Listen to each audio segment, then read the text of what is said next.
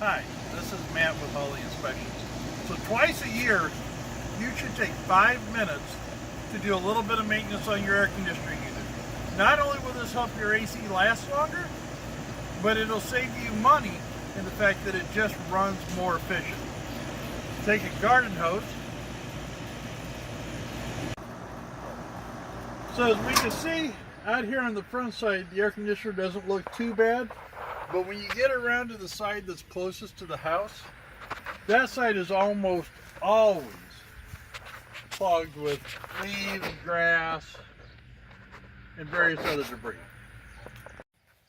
So I'm going to take a garden hose here real fast, and I'm going to clean the outside of this unit.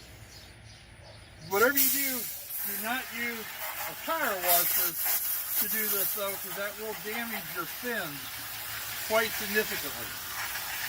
Always make sure you get all the grass clippings and stuff out of the bottom also, so everything can drain properly. Just remember, it takes longer to explain to the HVAC guy while you're writing him a check why you didn't clean your air conditioner than it takes to actually clean it and save some money.